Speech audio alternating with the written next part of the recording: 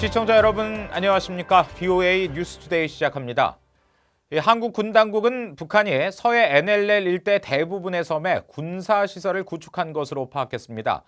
미국 내 전문가들은 북한이 이런 군사 거점화를 통해 한국이 주장하는 NLL 이남 영유권을 무력화하기 위한 의도적인 움직임이라고 분석했습니다. 첫 소식 김동현 기자가 취재했습니다.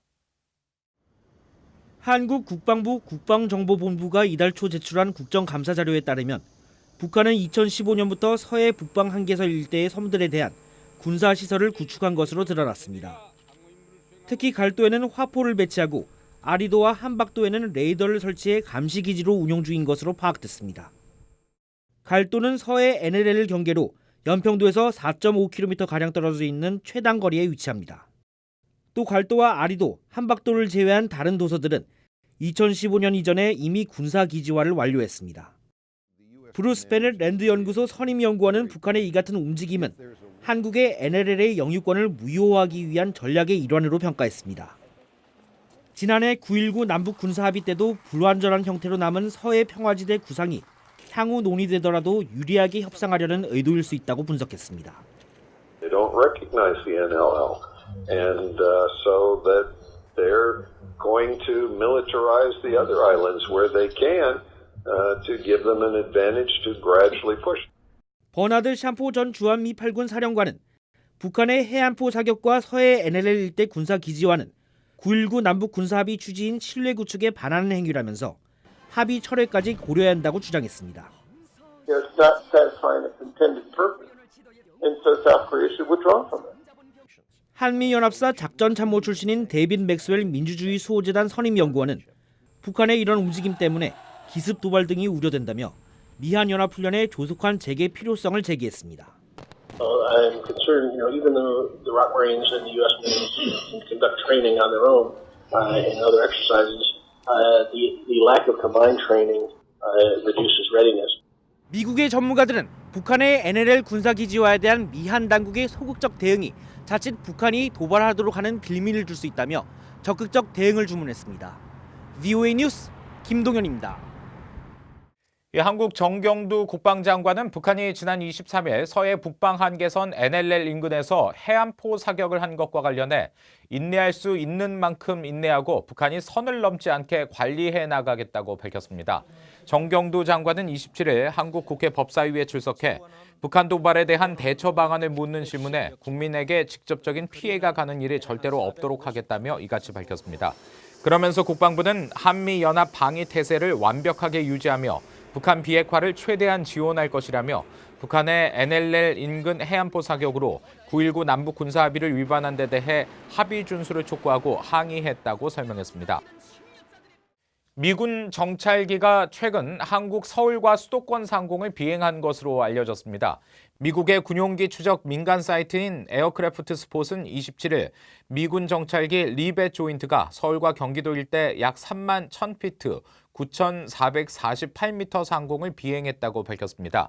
리벳 조인트는 미국 공군의 주력 통신 감청기로 앞서 북한의 단거리 미사일 발사 전 수도권 상공을 비행하며 대북 동향을 추적 감시한 바 있습니다. 미북 비핵화 협상이 교착 상태인 가운데 중국은 미국의 요구에 따라 북한 압박 강도를 조정할 것이라는 분석이 나왔습니다. 또 중국이 북한의 핵 보유를 용인하지 않겠지만 이 북한 비핵화를 위한 제재 이행에도 적극적이지 않다는 지적이 나옵니다. 안소영 기자가 보도합니다. 최근 중국이 러시아와 함께 한반도 평화계획안이라는 북한 핵 문제 해결 방안을 마련해 각국의 반응을 모으고 있다고 밝힌 것과 관련해 전문가들은 중국의 역할을 다시 주목했습니다. 오리아나 마스트로 조지타운드 교수는 중국은 북한의 완전한 비핵화를 바라면서도 미국의 영향력이 큰 핵 없는 한반도보다 현재 수준을 선호할 수 있다고 지적했습니다. I think they would prefer a denuclearized North Korean peninsula that was not an ally of the United States, but closer to China. So they definitely can think of scenarios that they would prefer to the status quo.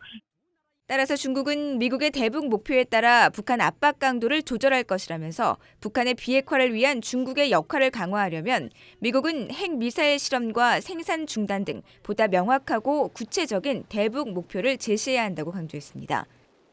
수전 손튼 전 국무부 동아시아 태평양 담당 차관보 대행은 중국은 북한의 핵과 미사일 실험이 최고조에 달했던 불안정한 시기로 되돌아가길 바라지는 않을 것이라고 말했습니다. 중국의 목표는 북한의 핵 보유가 아니라 북한의 비핵화라는 겁니다.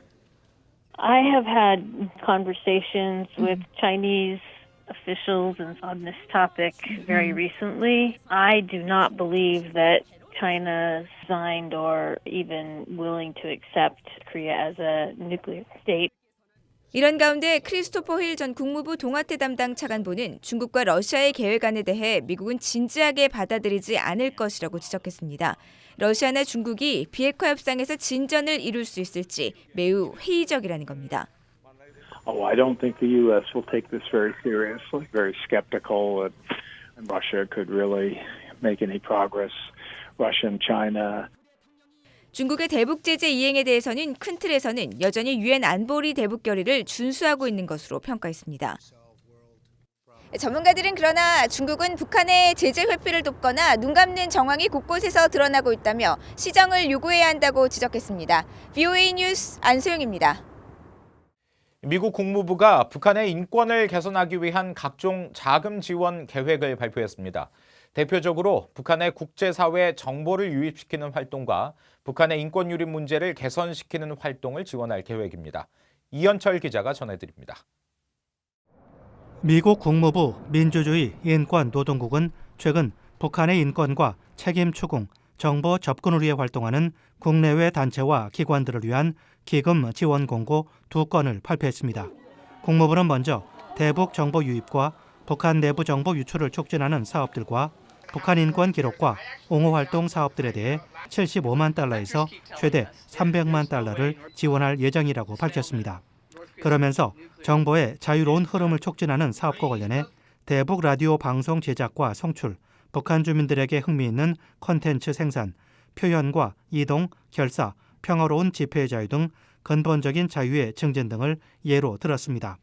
또 북한의 인권을 기록하고 옹호하는 사업들로는 북한 정치범 수용소에 대한 온라인 데이터베이스를 구축하고 유지하는 사업과 북한의 인권 유린에 대한 기록 작업, 북한 인권 상황에 관한 보고서 발표를 비롯해 북한 인권 개선을 위한 국제적 활동 등을 꼽았습니다.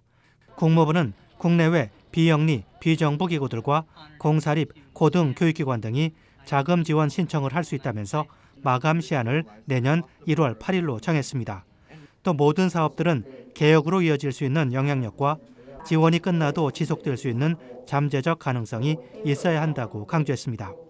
It's still one of the worst human rights situations in the world. It has not improved, and that's going to be part of our effort for some time to come.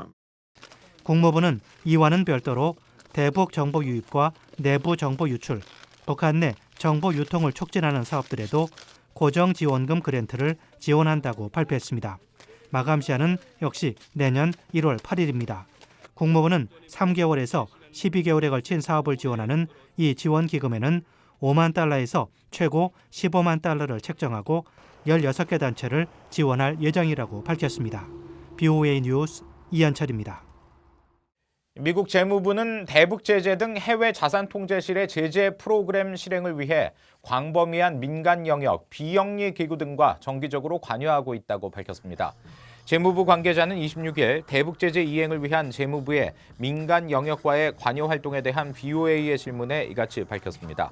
이 관계자는 그러면서 이들 기관과의 구체적인 활동에 대해서는 밝힐 수 없다며 대북 제재와 관련한 재무부의 특정 활동에 대해서는 설명하지 않았습니다. 세계 동물기구 OIE는 북한이 아프리카 돼지열병 발병 사례를 투명하게 공개할 의무가 있다면서 발병 사례와 조치 등에 대한 공식 보고를 촉구했습니다. 세계 동물기구 대변인실은 27일 VOA에 아프리카 돼지열병과 관련해 북한 당국의 추가 정보를 얻으려고 노력하고 있지만 북한은 지난 5월 30일 첫 감염 발생 통보 이후 정보를 제출하지 않고 있다면서 북한은 돼지열병 감염 확산을 막기 위한 적절한 지원과 조치에 나서야 한다고 강조했습니다. 북한이 아프리카 돼지열병 감염 돼지들을 냉동 보관하고 있다는 최근 일부 언론 보도에 대해서는 관련 사실 파악이 아직 안 됐다고 설명했습니다. 이상으로 VOA 뉴스투데이 마칩니다. 함께해 주신 여러분 고맙습니다.